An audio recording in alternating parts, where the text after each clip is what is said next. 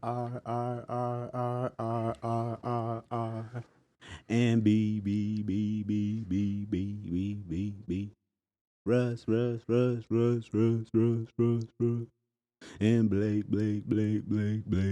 Blake. R&B podcast, Russ and Blake podcast. Welcome back to R&B podcast with Russ. With Blake. Yes, sir. Good evening. It's the evening on a Monday that we are recording on right now. Yes.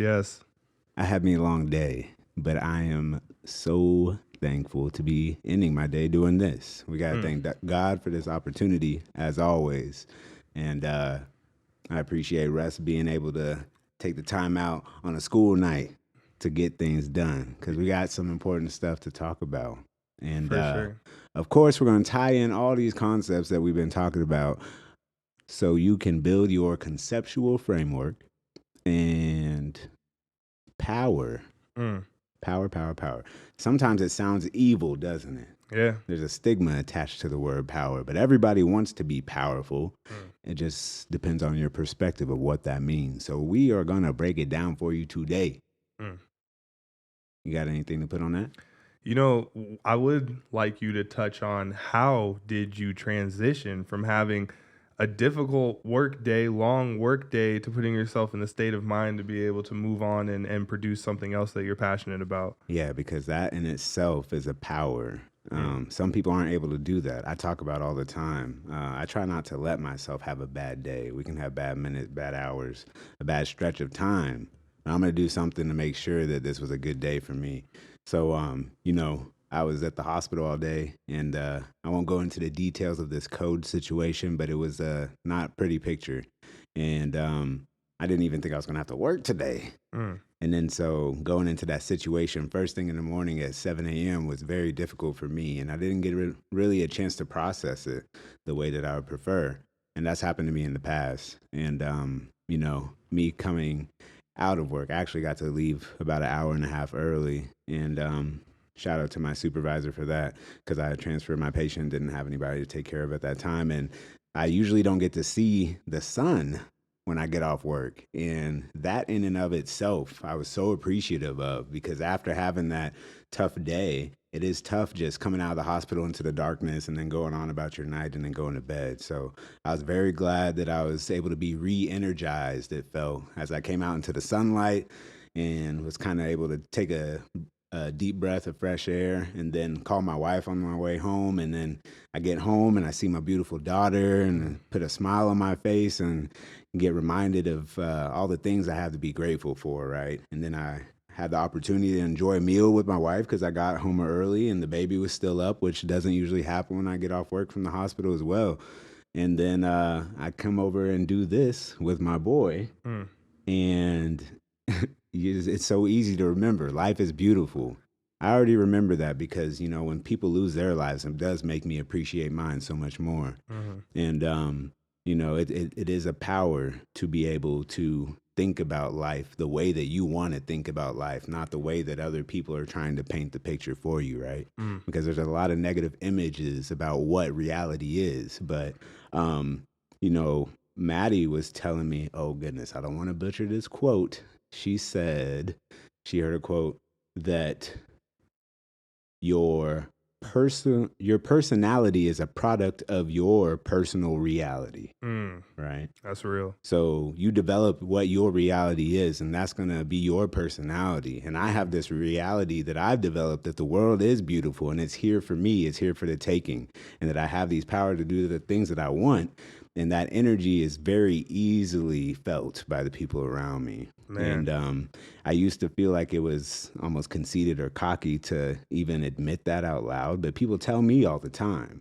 So who would I be to reject those perspectives of the energy that I'm putting into this world rather than accepting it as a power that I have, right? You're 100% correct. And then encouraging people to try to figure out how they can shift their personal reality to emanate almost that same kind of vibe, because I know that it's very difficult for people to go through what they have labeled as a bad day and move on and make it into something great by the evening. Oh, yeah. Sometimes we're happy if our next week changed energies. Right. The power to be able to shift your perception almost moment to moment is truly is a power. It's something Yeah. I've learned as well. Hmm. Truly is a power because how much time do you really have? Yeah. If we're living in the moment, you're already here. You're already in the place that you can change how Hmm. you're thinking about stuff. Yeah. There's no better time than now. 100. So, episode 14, speaking on power. What Yes, you got sir. for us, Blake? So one way to develop power, I feel, I have a couple notes here, and three good points of power. I feel understanding how the world works, because we've talked about in the past a lack of understanding or having an ignorance to what is truly going on around you that can stimulate fear and anxiety. That uncertainty isn't going to give you a foot up on anybody. So you need to understand what's going on around you, and you need to educate yourself, right? So that lack of understanding takes away from your power. Yeah, easily, because that means that someone else has the advantage, right? Yeah. And power is not always a comparative of who's most powerful, but for you to be powerful and to have any control of how you're going to operate and how things are going on around you, having that internal locus of control, you have to have some level of understanding, so you know what to expect, right? Yeah. And you can prepare properly. Yeah, 100%. On one of our earlier episodes, I shared with the podcast how a student at my school asked me if there's anything I would change from the past, and the only thing I could conjure up is I told him that I would go back to the slavery times in North America and hand out true maps about where the people were, because I think that's just a little bit of information that could help change the whole phenomena. And that's just a tiny amount of information. So when you start off with that point of power, it's really interesting, because even now, the information around you that you can arm yourself with can give you more power. They say knowledge is power, but it truly is at like its most fundamental form. And I've heard people say that not knowledge being power, but the application of that knowledge, right? True, because you could look at the map, you could sit there and study it, and you could Right. know like, hey, this is north, south, and this is right next to me. But if I don't apply the map, what's the point? Yeah, you're right, man. That's real. The application is And power. if you're looking at the star, it says you're right here, but then you stay right there. It's not going to do anything for you. Yeah, you right? were born and lived right here. Yeah, yeah. So one thing that's cool, I've been kind of thinking of like Marvel characters and X-Men characters and how they have superpowers, but really I think they're just exaggerated real powers that we can have, right? True. I know people that are very strong. I know people that are very fast. I know people that travel the world very often. That's like teleportation, right? Sure, Michael Jordan's Air Jordan, man. Right, he can fly, right? I know some people that can fit in any crowd and lay low, like they have an invisibility cloak, right? True. I know people that can communicate in a way it's almost like they're reading somebody else's mind, right? So as you try to build upon your powers and you try to build upon these qualities that are going to help you succeed, maybe you should exaggerate them a little bit and think of them as superpowers that you wield and superpowers that you can develop, because that will make you feel powerful. And it might sound childish, but we've talked about in the past how that childish approach can sometimes be an advantage, especially when it comes to learning and being accepting of change. And for you to develop these powers, you have to be ready to change, because it is going to make you operate as a different person than you are right now, especially if it's not a power that you've identified. Yeah. And really, these powers are just strengths. Strength, I think, is a weak word to talk about your powers. Right. So next time somebody asks you what your strengths are, I want you to tell them what your powers are.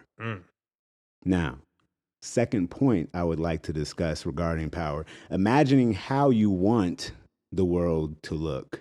So you understand what's going on, but picture what's your utopia, right? So we have this reality, but again, we're going to make our reality. And sometimes that's a process. It's not going to happen at the snap of your fingers, but there are things that you can do to influence your community, influence your circle, influence yourself to grow into something beautiful, right? Yeah. You can do so much. And I'm just imagining the amount of people I know that feel like they've created a great space to live in, and then the energy that they move about outside of their dwelling still feels heavenly. So it's almost like they've created a mini heaven on earth for themselves. Mm. And a lot of time, learning about heaven is the first time that we create this perfect imagination of something. Yeah.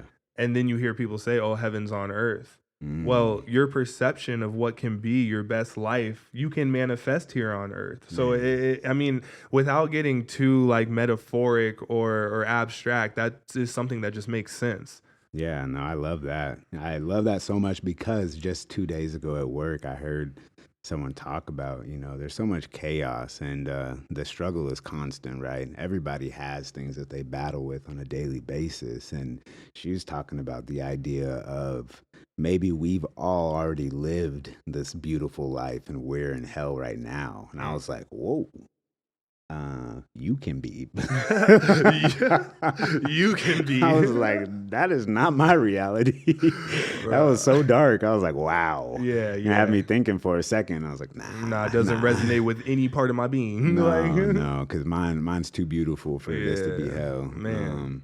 But everything's about perspective, and that's Mm-hmm. just another driving point there. How are you going to look at what is right in front of you? Because Mm-hmm. we can be experiencing the same thing, and you could think it's the worst thing in the world. I could think it's the best thing in the world. For sure. And you talk about the power of being able to change kind of your mindset or your approach or your emotions kind of quickly and get back on track of being content and happier, right? After something negative may happen. I talk about my ability, as the day went on to start seeing things for how beautiful they are after I kind of had that negative emotion lingering. But I work with some really amazing people that are able to flip that switch so much faster. And I've looked at that before. I'm like, dang, why can't I do that? Mm. But their power is a little bit different than mine. That's all it is. It's nothing wrong with me that I'm not able to move on with my day quicker when something tragic happens in the hospital. Yeah. I know that people are still relying on me to be a positive energy and carry out tasks, but sometimes those things take me personally a little bit longer to process and get over. But Yeah. I've seen people that can so easily put a smile back on their face and be that uplifting presence, and that's so needed, right? Right. And it's funny, in our program we have multiple pillars that all of our employees learn that kind of make our program go.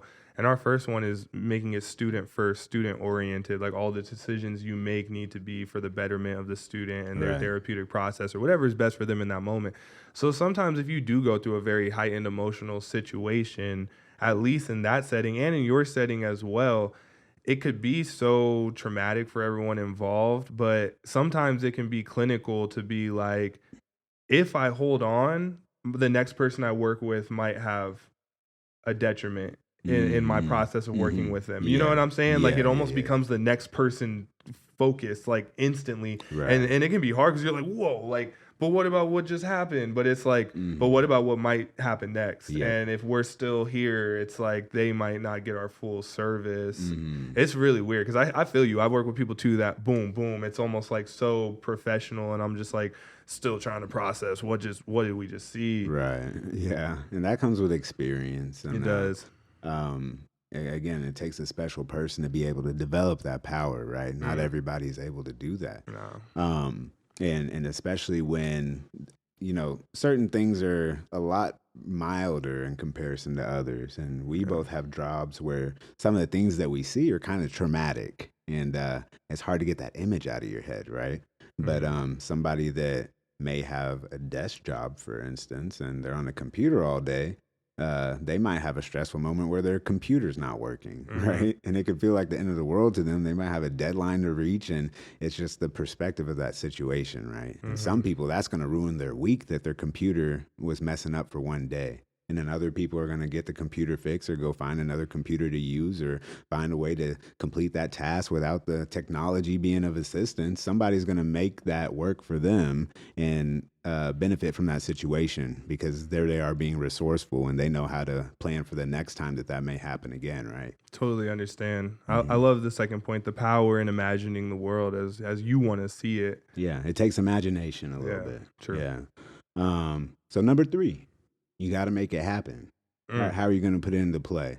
You can imagine things, you can understand things, but we talked about how the true power is the ones that can apply. The true power comes in the ones that are courageous enough to actually take a step forward, and the ones that are persistent enough to continue to take those steps, because sometimes that process is long in developing these powers and these strengths. Mm. So there's going to be a lot of roadblocks when it comes to you becoming successful and you being the version of yourself that you want to be.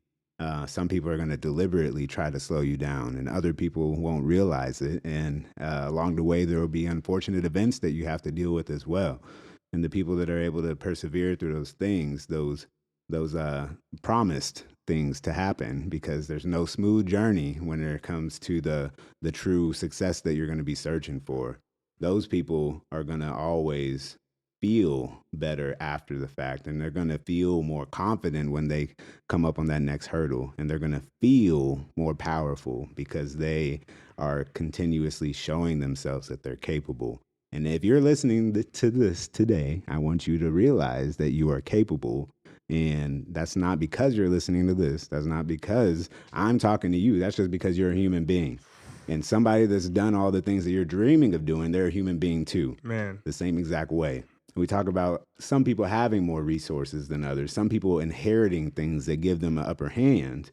But all that means is that an individual has to work harder. And we Mm-hmm. look at that as being a disadvantage. But really, if you work harder and you still achieve the same thing and you get to that same point as the other person, here you are having more powers that you've developed because you've had to put in that work, and you have a different perspective of what it takes to get there, and you can help other people get there as well. Master P, I can relate to a lot because he talks about one of his biggest goals is being able to raise other people up to the level that he's at.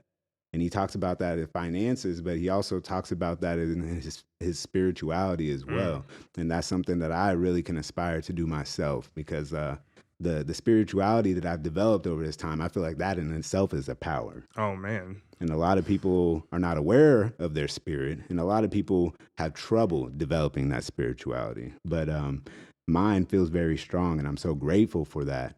And now, as I try to develop the same strength within my finances, I know that when I get to that point where my finances are as strong as my spirituality, that's going to be a real power, right? It And then is. I'll be able to lift up a whole lot of people with me. And that's going to be such a blessing when I get to that point. Man, such a great way of putting that. And it's funny because I'll hear some kind of cynical remarks of, why do you believe that just because I'm here, I have this ability to do these fantastic, grandiose things that you describe? Mm-hmm. And to me, I'm like, well, the fact that you're here isn't happenstance. Mm-hmm. That's my first perception that's different, is that the fact I'm here isn't happenstance, and the fact you're here isn't happenstance. So they have this statistic, the odds of you being alive, right? There's been plenty of people that did it, but Business Insider happened to do a article where it starts off with the odds of your dad meeting your mom, and then goes all the way to you being, the sperm that fertilizes and becomes the person you are, and staying alive through the process, and then growing Mm-hmm. all the way up to where you can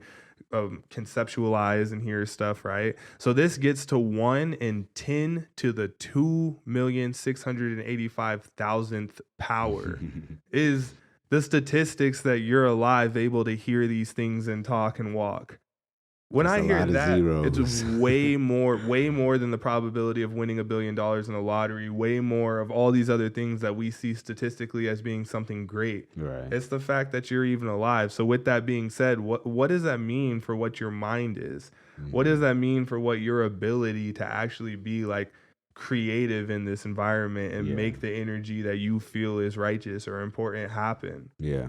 You talk about survival of the fittest. You survive because you're here right now. A Mm-hmm. lot of people haven't got even close to this point that you're at. And what are you fit to do? It's Mm-hmm. like you survived, and what are you fit to do? Mm-hmm. Like, you're not just fit to try to be like going half or feeling down the majority of your life. You're fit to come in here and Mm-hmm. have power. Yeah. The things we're talking about, you're fit to come in here and have straight up power in this world. Like, you're a king on a chessboard. Like, you have the ability to be that incremental and important in this process. Right. Right. And you know, oh man, I love that. I love that so much Mm-hmm. because we are all capable. And it can sound so cliche, but again, that statistic of just you being fertilized as an egg, then the statistic of you surviving in the womb, the statistic for you making it through the birthing canal or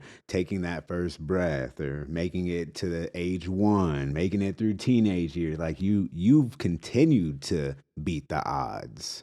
So you will continue to do so as long as you put yourself in the situation to do so. Mm-hmm. And it can sometimes take a lot of very I guess, direct and intentional action for you to make that happen.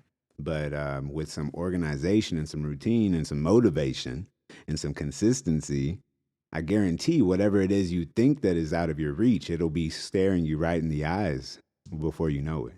Mm. So, one thing that you can do is think of your finances as a power. And some people are like, well, I only got $10 in the bank. How am I going to do that?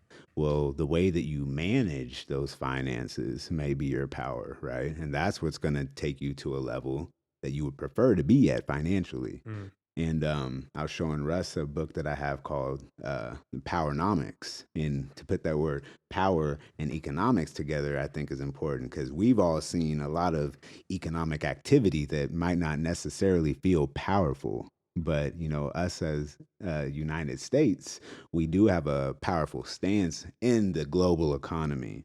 But you think about us having the power and how that power may be teetering. Think about you as an individual and how you could manage your finances better than a large government perspective, right? Mm-hmm. And having that powernomics in your personal life, what is that power going to develop into? You have to have a vision for it.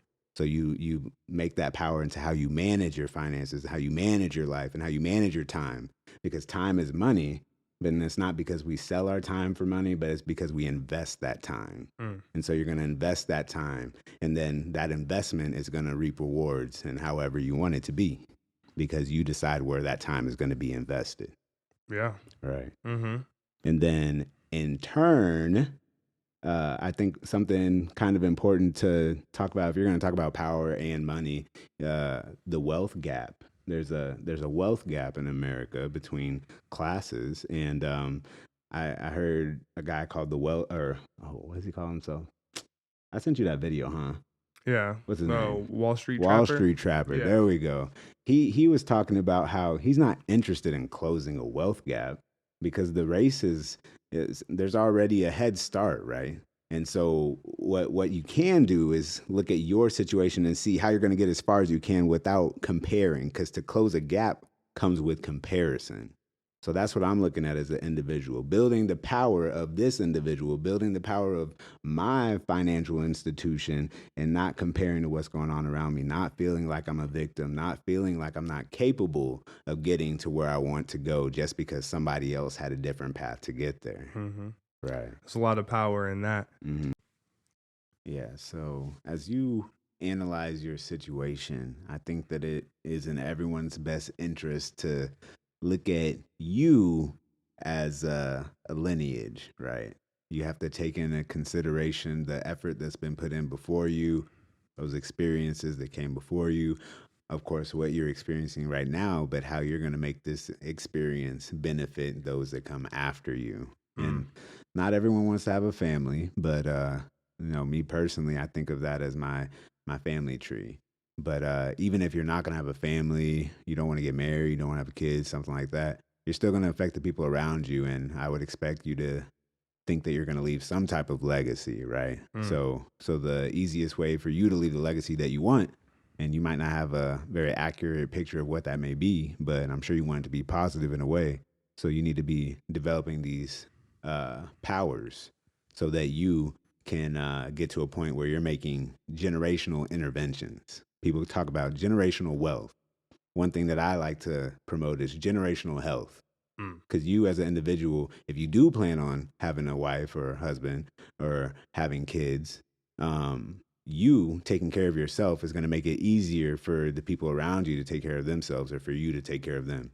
And that's something that I've learned as a nurse. I take care of people a lot better when I'm able to take care of myself. When I don't feel well mentally or physically, I'm not as efficient with my job. I'm still putting in the effort, of course, but I'm not as quick to think. I'm not as quick to act. I'm not as compassionate. It's just nature. So I have to put in that effort to take care of me before I can help the people around me. And that's 10 out of 10 times the case that needs to happen. Hmm. Um, and so I invite people to think of their interaction with their family in a similar way, because it may not be direct care that you're giving to a family member, but your interactions with your family, showing them love, that is care. That we call it TLC, tender loving care. Those go hand in hand. And when you're able to do that efficiently for the people that you love, and the people that you spend a lot of time with, they are going to give that in return, and it's going to be a lot easier for you to develop these powers because you're going to feel empowered, and we can empower each other to be great. We don't have to think that only we can be great. That's not how the competition is going to work. No. You want your competition to be great so you can push yourself to be even greater, Hmm. because you're going to think you're great, but if all the people around you are mediocre, then how great are you really? Yeah, Right. for sure. And if you feel like your power has been stifled by somebody trying to undermine it or control however much you're supposed to have, that's really just, wow, look at how smart your opponent is. That Mm-hmm. just gives you a new game to play, and Mm-hmm. you're supposed to become smarter by studying the game, Right. right? There's so many things that you just said that I'm like, that's so true. Because another thing I'm thinking is, it's almost like sacrifice. You know, you're almost sacrificing yourself in these moments for delayed gratification. And that's what that idea of sacrifice is something that I think is very important to Mm-hmm. us, because you sacrifice your energy, you sacrifice your day, sometimes you're almost sometimes your whole week, to the greater cause that you have, that you wrote down as a goal or that you're trying to aim at. You're literally aiming at it. And I think sometimes that's why we feel like we've sinned when we have behaviors that are not aligned with what our highest goal is, because we know what we're aiming at. And you're like, I went all the way over here and did something like that's not even aligned with my highest goal. Mm-hmm. Another thing you said that I'm thinking is really interesting: it has to be difficult for somebody to want to sacrifice and build this generational wealth or wealth without wanting to pass it on or have a family. In my mind, wealth and family like go together. I can't really see how you could be wealthy and just like single and grow old and pass away. Mm-hmm. That's probably more of being rich, right? Yeah, yeah, I guess that would be more of being rich, Yeah. because in my mind it's like my resources and even my knowledge, it's only going to be really used by the people that I share it and pass it to. Mm-hmm. You know, I would love to empower other people, but what do I want? I don't want to empower people to just go off and make money. I want to empower them to go off and plant trees. I want to empower them to go off and build ecosystems. You know what Mm-hmm. I'm saying? Yeah. And you don't want to empower them to do what you did. You want to empower No. them to build off of what you did. No, figure out what superpowers you have. Like, go Right. figure out the talents that are embedded in you, and then the process to kind of cultivate those talents is going to be unique to yourself. I love my life because I feel like I've figured out the ways to cultivate these gems that are embedded in my soul, and I love seeing other people do it, and I love the process of almost like transfusion when we talk and come together and figure out how to like get it out of each other. Isn't Mm-hmm. that the greatest thing? They say iron sharpens iron. In my life, it's been conversations with people closest to me that have shown me like my sharp utilities. Yeah. I love it, bro. I really do. And I like the phrase iron sharpens iron, because you can think of this piece of iron sharpening the other, but really they're sharpening each other simultaneously, right? Yeah, simultaneously. And so that's where you envision the reciprocal effort there, because as you try to uplift the people around you, they will do the same in return, just naturally. Mm-hmm. Or if they don't put in the effort to do so, you will feel empowered and uplifted by helping them. I guarantee that as well. Mm-hmm. Uh, Reciprocity. Go ahead. Reciprocity. Now, why is it that the term power has so much negative stigma attached to it, like power hungry, power struggle, uh, like a what power maniac? I don't know. Well, Why is it always a negative thought when really power is what we need to be great? I think it's because people think of power as a pie that has a absolute percentage, like 100%, it can only equal 100, instead of seeing it as something that goes on forever. So the people who have gained the power are gonna want it to be negative to you. They're gonna want a stigma on it, so then you're not out here trying to figure out how you can gain more power because they see it as something that's finite. Mm. You know what I'm saying? I believe that this is why we have kind of a idea where we want to stay away from gaining more power, or people become power hungry and then exploit people. That's not true. That's not true. It's not even true throughout history always, but they want to make it seem like power corrupts absolutely and absolute power corrupts absolutely, right? Mm. I don't believe that. Right. I believe that you can have power and empower. Yeah. But to answer your question, I believe that we've been taught that because the people who had the power believed that it was finite. You Mm-hmm. know, the same, and I don't want to get too much into history or go off into anything that sounds crazy, but like the same way how when they were like breaking treaties with Native Americans and taking their land, the Native Americans saw their land as something much more abundant and fruitful because they used 100% of whatever it is that they were harvesting, right? They killed a buffalo, they use 100% of the buffalo. They plant this Mm. stuff, they use the land and weave baskets with the excess. They Mm. use it all and see it as abundant and infinite. And Right. then so when the man comes who is trying to make it more finite, they chop it up and put gates around certain areas and call it owned. So the only reason I'm trying to say this is because we believe power as like this thing that's more in the physical and you could gate it up and own it and it makes us anxious. Mm. When it used to just be like, nah, fam, you figure out how to interact with your environment and you're abundant. It's no limit. It's no Mm. limit, dude. Yeah. You know what I'm saying? Yeah. At some point, division came into play. Mm-hmm. And then there became disparities between different groups, and equality was non-existent because the power started to shift rather than being evenly dispersed, as it certainly can be. Mm-hmm. I hear you there. So what?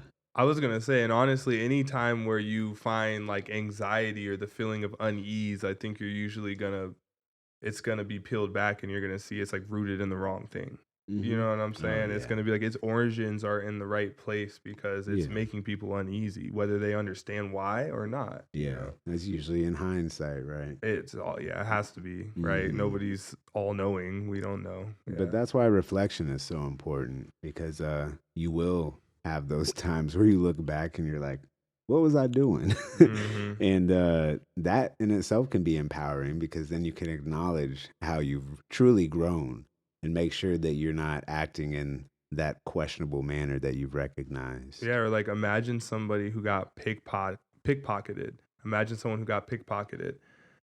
They go walk on another 100 steps and they realize they don't have their wallet in their Mm. pocket, and their Mm. perceptions are just going mad, like, what the heck, I've been in a crowd, I was bumping into a whole bunch of people, I don't know, I have no idea, but someone swindled them, Mm-hmm. right? And it's whatever, it happened, but that Mm-hmm. person is now going to develop like a whole nother awareness of their pockets, Right. right? They're gonna be bumping into people holding their stuff. Like, I don't know Yeah. who out here knows how to do the sleight of hand, and it is what it is. It's kind of good, Mm-hmm. you know. You build up another like awareness, another eye, and you try to look behind you. You try to look at different places. Yeah, it's funny though, you say that, and in my mind, I picture somebody who like comes out of the crowd and they think they got pickpocketed, but really they left their wallet on the counter at the restaurant. Mm, Having that yeah. same kind of physiological response of panic and searching around frantically, and you might even accuse somebody, but really it was you the whole time, right? Mm, yeah. So sometimes you have to be accountable, and you taking accountability will also empower you in the long run, because we've talked before how you taking accountability is you having that internal locus of control. Yeah. Because if you're responsible for what's taking place, then you have the power and you can change it and you can make it better the next time around, right? Yeah. That's so true. Mm-hmm. That's so true, because you could be so quick to think that somebody took your stuff, and if it was really you, then you never go trace your steps and try to figure out where you lost it. There's a lot of great implications in that metaphor, because sometimes Mm-hmm. all we really need to do is retrace our steps Right. and look at where we lost what we Mm-hmm. had. Yeah. And that could be retracing your steps and looking at where you lost yourself. sometimes we look back in history and we're like, man, how did I get to where I am now? And you're Mm, like, well, I kind of started spending more time with this person, or I stopped doing this that used to make me so happy and I felt good, or I haven't really been focusing on what my goals are, right? Having that reflection again is going to put you in a better situation to make positive changes moving forward. mm. And self-reflection itself, I believe, is a power, because not a lot of people are willing to do that, because sometimes it comes with pain when you have to accept the things that you have done. And that accountability is really a big maturity check. And once you can do that consistently, I guarantee you're going to surprise yourself consistently. Man, that's beautiful. So in this R&B metaphor, don't be so quick to say you got swindled. Walk back to that restaurant and see if you left it there. Love it. Walk back and see. You just might have left it somewhere. Pick it up. Retrace those steps, por Retrace. favor. Now, a lot of times the people that we consider to be in power are really just designated decision makers, Mm, because we've discussed how it's not easy to make decisions. It's not easy to make the right decision. It's not easy to make a quick decision. It's not easy to make decisions for a group of people. So if you just learn how to make decisions for yourself and don't procrastinate and don't be so hesitant or second guessing yourself. I'm not saying don't calculate things. I'm not saying don't think about things before you act, but you can't let fear keep you from moving forward, mm. because you will make mistakes and you have to learn from those mistakes. But the people that are able to stay calm and collected in the face of fire and make good decisions, they get paid a lot of money for a reason. And what comes to mind is, again, the situation that I was in early this morning at work. I'm standing outside the room. There's two respiratory therapists in the room, a physician in the room, a nurse practitioner, four nurses, and then I'm in the doorway with a pharmacist, two other nurses, and there's like six people standing nearby. So it's like a total of 17-ish people involved in this code situation, just to visualize that for you. And then the room that we're in is maybe 20 feet by 20 feet, Mm. no bigger than that. Yeah. So I'm standing right outside the door, and there's like it's organized chaos. There's a lot going on, but it was actually a very smooth situation. I was impressed with that. Everybody's doing their thing, and I'm kind of handing supplies, getting things here and there. And there'd be times where I didn't really have much to do, so I was just observing the room, right?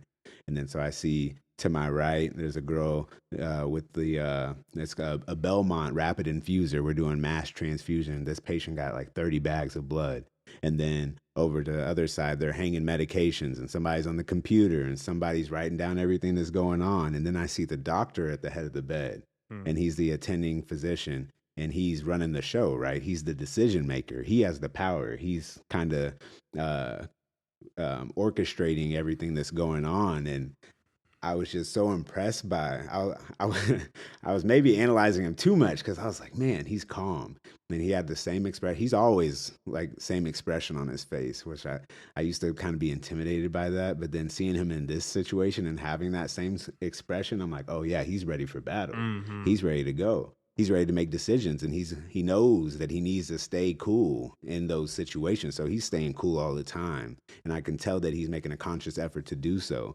But as this kind of organized chaos is going on, like I could feel myself breathing kind of heavy and a little bit of anxiety building up, because the situation for the patient wasn't looking very great.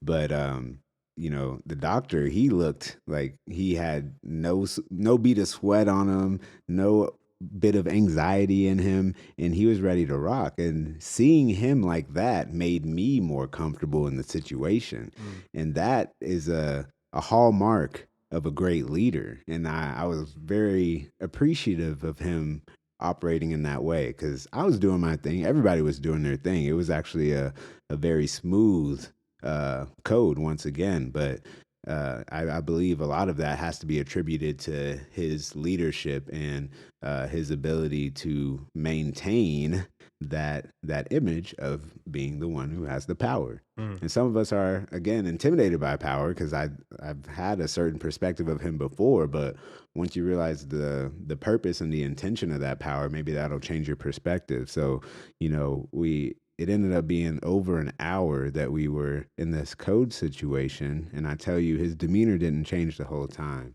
And even after the fact, me personally, I could feel my energy was off, but I still had an opportunity to see him in some other interactions, and I know that is kind of what I aspire to develop, and I understand that there's a process of development to get to that point because here he is a experienced physician, go through over 10 years of schooling with over 10 years of experience in the field. I'm sure he wasn't able to interact and perform that way when he first started, Mm. right?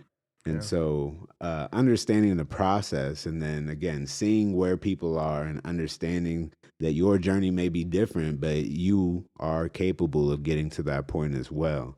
And I know that I've been building getting to that point because I feel myself being closer to being that person, but he was certainly at a different point than I'm at, and Mm. rightfully so. Yeah. Yeah. You really can't make a substitution for experience, you know. No. That's one thing I'm really learning, and some of the people I look up to and mentors in my life is the experiences they have, the things going wrong at the worst moment that they had to work through a few times has made them into this just super calm clinical worker. Hmm. And it's beautiful. Just like you, I'm trying to develop it into my life. I love observing that. Yeah. And my dad tells me like you have to be patient and understand you got to work your way up and you can't take any shortcuts, right? Mhm. There's a process to everything, and when you try to take shortcuts, it's eventually going to set you back. Yeah. There's going to be something that you needed to experience, you needed to learn that you tried to work around, and it's not going to work in your favor in the long run. For sure. And it's funny because as you were talking about this, it made me think about how great leaders wield power and they also empower those around them. Hmm. And my mind instantly went to 300, the movie Mm. 300, right? And they Yeah. show the depictions of King Leonidas Hmm. leading, these 300 Spartans, and they're going and defeating people that they have no business defeating, these Right. Persians that have great, vast armies. And it's all off of this empowering energy that King Leonidas is able to spread, Hmm. to his Hmm. people that are following him. And it's a great story because you can do wonders with confidence, Hmm. Hmm. poise, and a calm demeanor about the way that you're doing. You can do wonders with that. It's a huge thing to emphasize. It's beautiful. Yeah, and then it's almost all just a Mamba mentality, right? Mm. Leading by example, being great so that you can promote greatness. Mm-hmm. And we saw that with the young lady from LSU in the women's basketball championship, and she got a lot of flack for how she operated, but she led her team to a W. Mm-hmm. And there's always going to be judgment of how you gain your success. Always. Somebody's going to think that you did it wrong. Mm-hmm. Somebody's going to think that you cheated your way there. And regardless of understanding the true process that went into it. And that's why you have to be confident if you expect to be successful, because someone's going to try to diminish that success. Mm-hmm.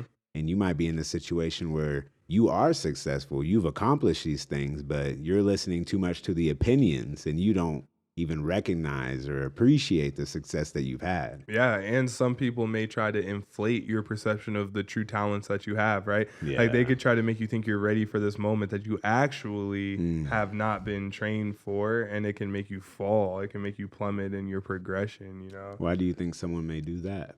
Well, I think because in the game of power, it's almost like no holdbacks, right? It's no bars. It's some people will try to put you in a position to make you fall on your face to say like, Mm. look, you can't do it. And then Mm. I'm a firm believer like you are that there really is no L, you only learn, right? So even if someone did try, and that's the thing about people that want to deceive and do things that are hater activities, Hmm. in the long run, they're never going to be successful unless you stop, right? The only Yeah. way a hater works is if you quit Mm-hmm. and then the hater won. But if you even take a huge L and just keep moving back and keep moving back, then it really means nothing. Right. But why would someone put you in a position to fail? I think ultimately because they think that they'll gain power from it.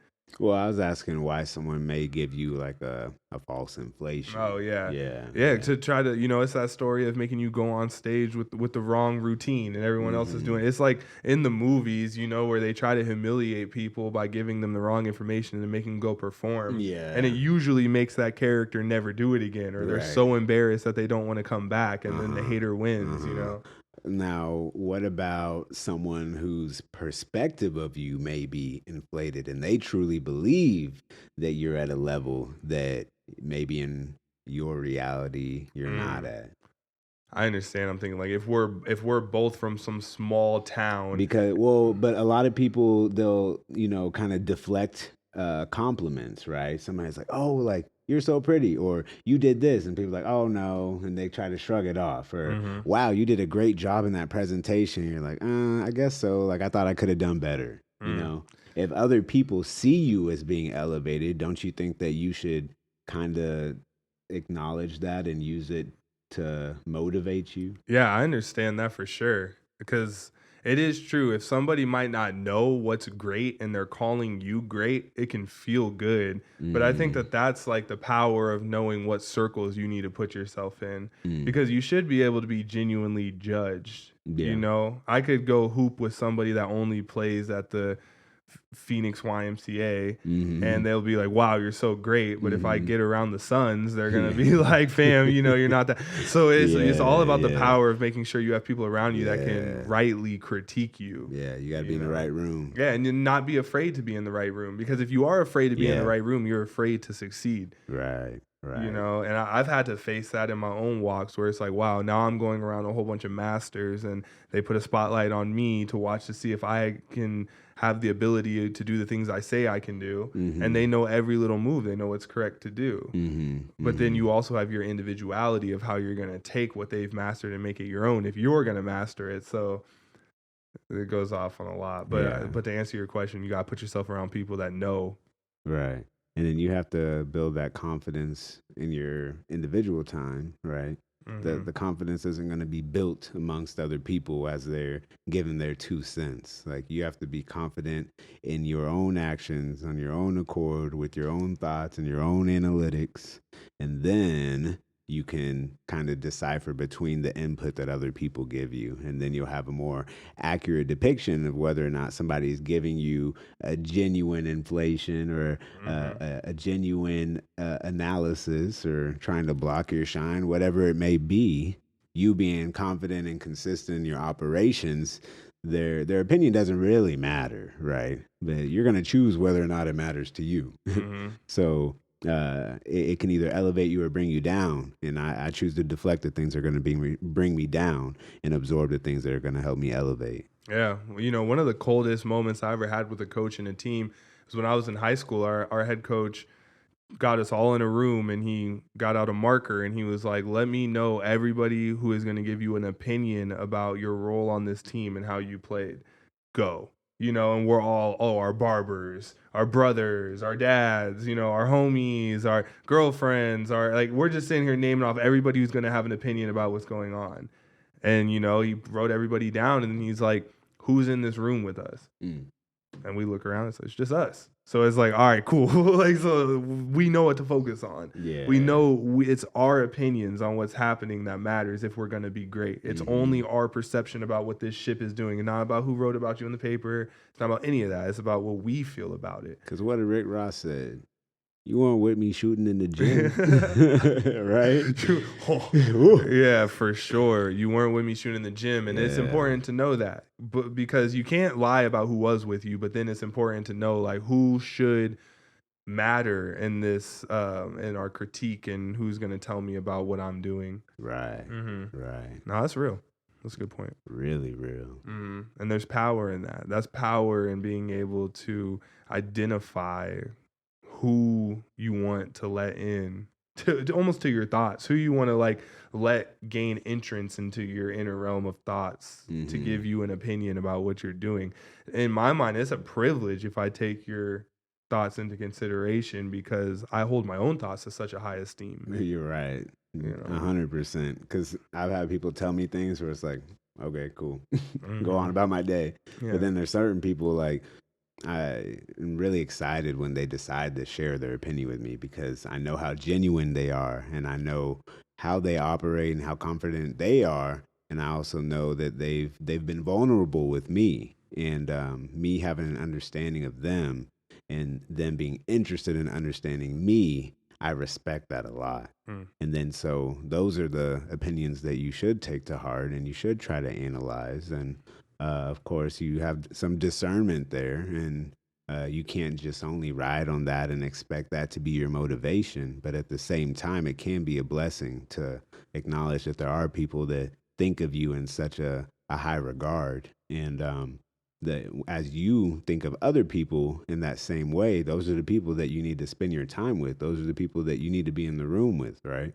And then sometimes you may be in the situation where the people you hold in that regard are not the correct person to be looking at that way because they could steer you wrong and look like they have all the answers. Mm. And that's again why you have to build that confidence in your free time, in your own time, in your personal time, so that you can have that discernment and be able to still be your own man, be your own woman when you're in the room with all those other people.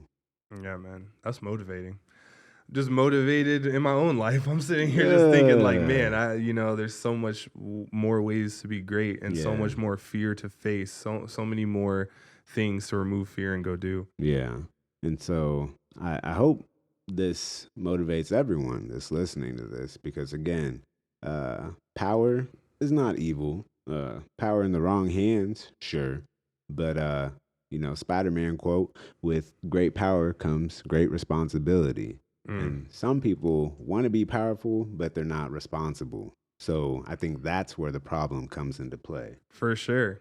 For sure. And so, along with that journey, if you become a responsible person as you try to become a powerful person, then I believe that you will put yourself in a situation where you can use that power for good Yeah. and elevate the people that are in your circle. And another quote about power I have here in my notes from 2017, but I didn't write down who said it. Either way, it says power isn't measured by how much weight you can lift, but how much weight you're willing to bear to be the person you want to be. Mm, mm, mm. That's always stuck with me. What are you willing to bear? What are you willing to grind through to see that generational wealth and, as Blake said, generational health develop? Mind, body, and spirit. Now, I got to tell y'all real quick. You need to like this. Some of y'all be forgetting because you tell us that you like it and I don't see the numbers. Yeah. So whether it's on YouTube, Spotify, Anchor, Google, Apple, please like, share, and subscribe to R&B Podcast because we love you. We appreciate you. We've enjoyed this so much, and we're just getting started. And the topic today, power, will certainly be something that you see us continue to try to build upon. And I guess we'll see you next week. Peace. Peace.